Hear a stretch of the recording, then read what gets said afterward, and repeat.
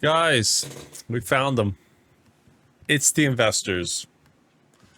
This video's developers just expose who's really killing games. The gaming industry by just veteran did Joystick. something it's never done before. Told the truth about who's actually destroying it. Developers are publicly blaming investors for ruining games, and that's not supposed to happen. The money men write the checks, everyone stays quiet, studios get bought and destroyed in private. But something shifted. This week alone, 3 studios got massively screwed over in ways that would have been buried a few years ago. The Game Developer Collective just surveyed the industry, and 64% of the developers surveyed are directly blaming unreasonable investor expectations for the industry's problems. When 2/3 of the people actually making games point at the same problem, that's not opinion, it's evidence. And I've got even that doesn't surprise me. They're the ones who, at the end of the day, make the decisions. You know what I mean? Not every little fine decision, but it's the core, right, that sends the ripples out to even the smallest little things. You know what I mean? more receipts, and some of them are so cruel they'll make you genuinely angry. Let me show you. So the Game Developer Collective released this survey yesterday. 64% blame investor expectations and 60% cite. So this is the statistics. How's there most of us blame poor market conditions, internal factors with unreasonable investor and mismanagement considering the leading factors. So they're saying it's unreasonable investors, mismanagement, development costs too high, too much competition from other games. I mean, I guess I can see that being a little bit of it. You know, there's a lot of freaking games being put out, man. Too much lack of innovation. I mean, you can only innovate so much, you know. It's not like you're when you got games coming out so much and so repetitive, it's hard to innovate in that little bit of time. Straight up mismanagement. And we've all been saying this for years, but now they're finally admitting it publicly. The machine is turning on itself. The people actually making games are pointing at investors and saying, these are the ones destroying everything. Only 43% blame development costs being too high, because the problem isn't that games cost too much to make, it's that investors don't understand what they're buying. Just look at what's happened in the last few days. Krafton bought Unknown Worlds with a $250 million earnout bonus tied to Subnautica 2 hitting sales targets by the end of 2025. Then they delayed the game to 2026. And think about that, right? They deliberately moved the release date past. They moved the release date back to the year, so they want to have the opportunity to have to pay out the bonus to the employees. That's crazy. The bonus deadline.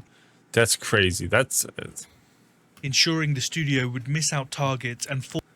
Hey, if you finish building this house for me by the end of these 4 months, I'll give you a $50,000 bonus. And then, like, tell them not to come to work for a month. Forfeit their payout. Then they fired the creative team, claiming they'd abandoned their responsibilities and the game had insufficient content. But the founders are saying that the game was ready for early access and the delay was purely financial. Damn. But don't worry, Krafton's being generous. They're still honoring 10% of that. 10%? That's it?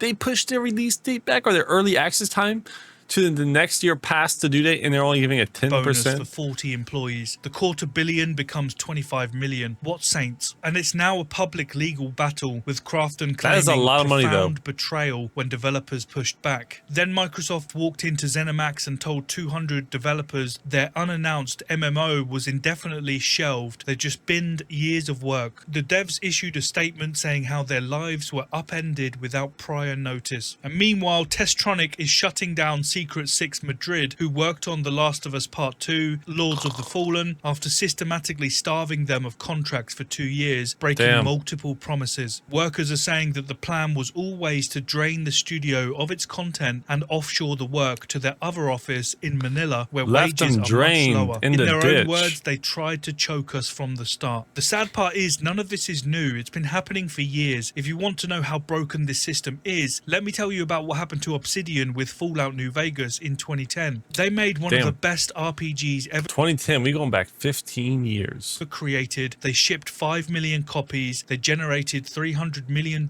in revenue. Bethesda was over the moon. But Obsidian's contract had a bonus clause tied to Metacritic scores. They needed an 85 to get paid. They got an 84. 1 point difference. One single point away from a bonus that was a 1 point difference in review stopped him from getting a bonus. I think they should have had a bonus that was more like a curvature, you know? Hey, if you hit this, you get 10%. You hit this, you get 30. This, you get the rest 50% of it, you know? Not just a 1 point difference is the entire sum of your bonus. That, and dude, I don't trust some of these critics and some of like their ratings, man. They're all paid for. You know, hey, and I think I can't remember where I saw this years ago, but you know, you send them a nice little watch, you take them, you know, hey, come over here, wherever, right? Like that was the whole thing with Rotten Tomatoes. Is like they were basically paid for, you know, to get good reviews and win like these awards. Because it only feeds more people and like, oh yeah, I heard about that. That won like a whatever is a Grammy or I don't know. I'm pretty sure Grammy's for singing, isn't it? Is that right, Steve? Yeah. But either way, it's suspiciously close. apparently worth millions. So despite creating a masterpiece that made Bethesda hundreds of millions of dollars, Obsidian got nothing extra. The missed bonus directly contributed to their layoffs in 2012 and damn, and it had fired 30 people.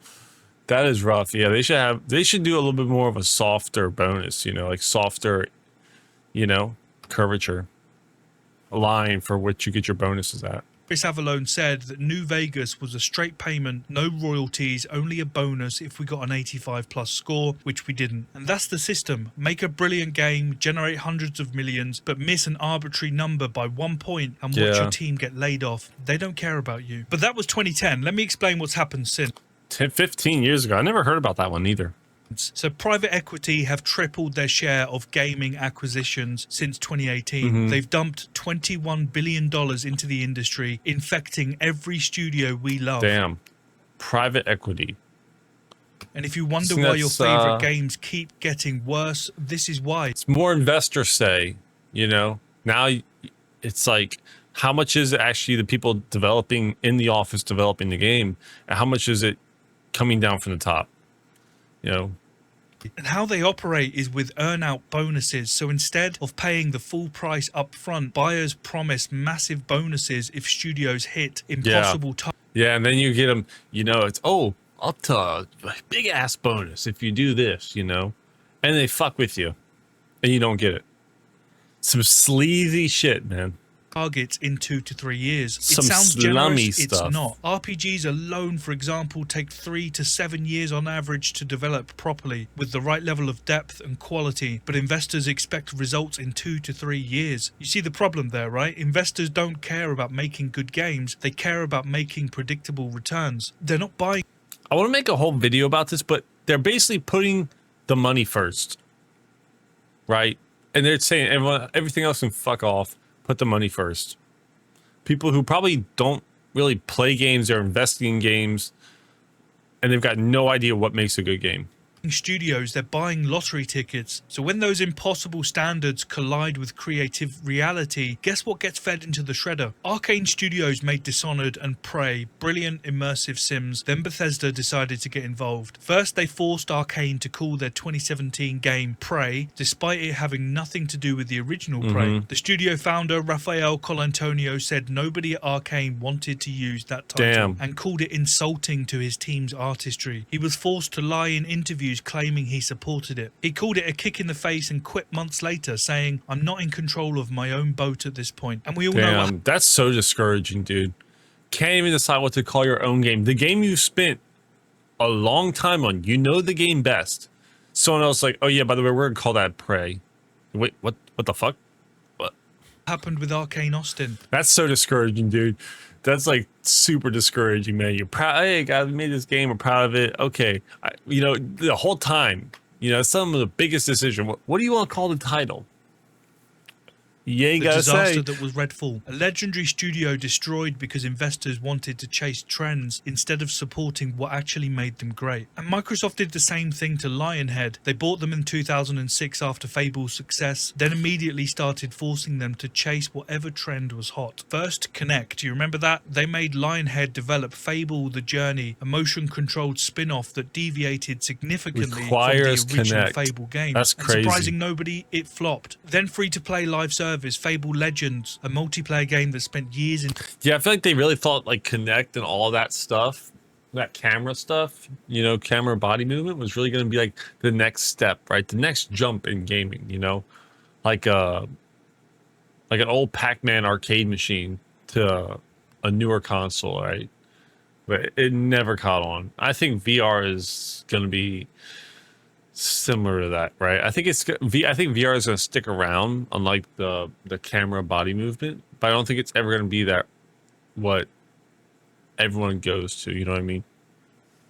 development, and just before launch, Microsoft cancelled it and closed Lionhead entirely. The beloved Fable series sat doing nothing for years, and even Microsoft later admitted that one of their biggest missteps was Lionhead. They should have learned from this. Of course they didn't. BioWare is the perfect example. They never because do. We've watched it happen in slow motion. EA bought them for $860 million in 2007. $155 million of that was tied to performance metrics. Instant pressure. Mass Effect Andromeda was in development for 5 years, but developers say the bulk of the game was developed in just a year and a half. 5 years of corporate politics, then panic development. That's crazy. They wasted. I mean, I wonder if they read that. How long it took them to write that damn story, man? That was some shit.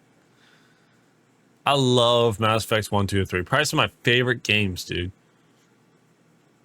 Like 3/4 of the way through Andromeda, I stopped playing for months, and then I came back and I was like, well, let's just finish this shit. And it's like, I don't remember squat in that game. I remember a little bit here and there, right? But it was like not a memorable game whatsoever.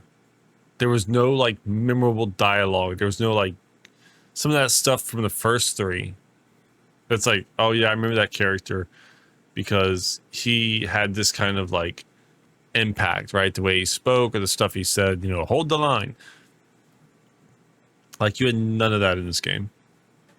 When the earnout deadline loomed, EA forced them into live service because that's what investors wanted, not what BioWare was good at. The studio that gave us Baldur's Gate and Dragon Age Origins shipped games with terrible review scores, and dozens, if not all of the core team, writers, developers, Damn. they That left. ugly-ass Mission ship, too. accomplished, I suppose, right? Sadly, RPGs in particular fall victim to this because everything that makes them good conflicts with investor timelines, complex narratives, Not branching fucking PB. storylines, comprehensive world building. All of this Hell takes time no. and creative iteration. Larry and Sven Vinker said it perfectly. Why are we spending $1 million on a dragon which nobody is ever going to see except like 5 people who made that obscure choice? Because if they see it, they have to be happy too. And that philosophy there, that every player's experience matters, is exactly what investors can't understand. They want predictable metrics, not $1 million dragons for 5 players. When you force these studios into quick turnarounds, guess what suffers? Everything that made you love them in the first place. But here's the thing though, studios that avoid this system are still making brilliant games. It's still possible. Larian stayed independent for 19 years.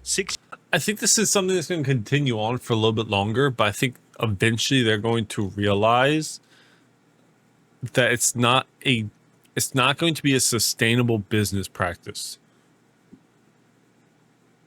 Right?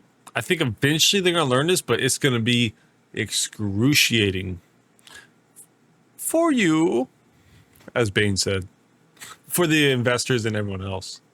Years of development without financial pressure on Baldur's Gate 3, over 200 because people are just going to stop buying trash. They're going to stop buying. They're going to catch on. You know, the gimmick is going to run dry, right? You only fall for the old gullible on the ceiling so many times.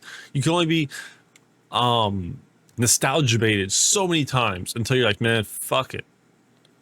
100 Game of the Year awards, massive commercial success. CD Projekt made The Witcher 3 with complete creative control. 93 Metacritic score, 6 million copies sold in 6 weeks. But when investor pressure hit for Cyberpunk 2077, we saw the results. Rushed development, broken launch, damaged reputation. The pattern's clear. Creative freedom produces exceptional games. Financial pressure produces disasters. The human cost is the worst. A BioWare developer said, "I actually cannot count the amount of stress casualties we had on Mass Effect Andromeda or Anthem." CD Projekt forced mandatory 6-day weeks despite promises of optional.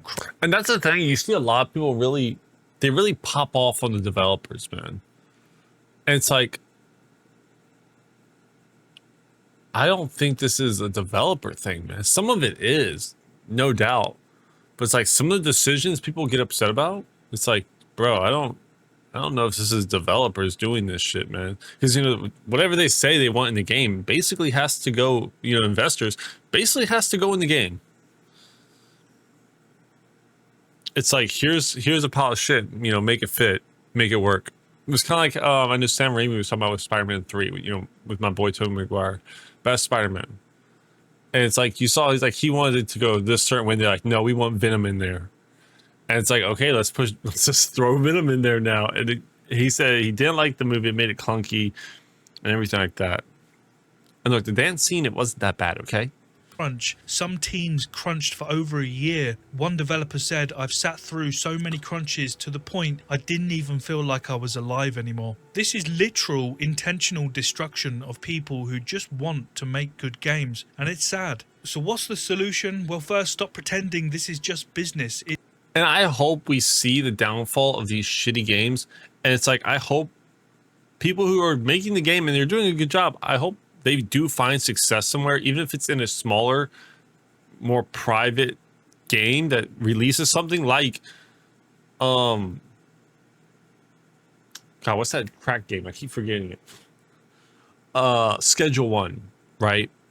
Even if it's something like, what was it, one guy or something, a very small team made Schedule One. It's like, dude, probably set now with how many people have bought in the game. But it's like, I hope we see that these developers that are good, you know, find a place where they can make a game good and really show what they can do, you know, without the investors throwing shit at them. Systematic destruction with a business model attached to it. Support independent studios, buy their games, back their campaigns, show that creative freedom produces commercial success. Stop buying broken games from clearly compromised studios. Every purchase of a rushed, broken game funds this system. And call it out. When a studio gets acquired and immediately starts making worse games, that's not coincidence. That's the system working as designed. The survey data is clear. The developer consensus is overwhelming. The solution is in our hands. 64% of developers are telling us the problem is investors. Maybe it's time we listened. As always, thank you so much for watching. Appreciate you. Please make sure to like, comment, and subscribe. Everything really does help the channel out so much. And if you want to help support future videos, please consider. Yes, sir. There we go, investors, guys. Those sons of bitches. I think my microphone arm is about to fall off the table again. Guys, hey, if you're still watching, here's your ticket. Comment at the end, thanks for the ticket. That's all. If you've gotten this far, say thanks for the ticket. Here it is, right there. That way, I can see you at the next station.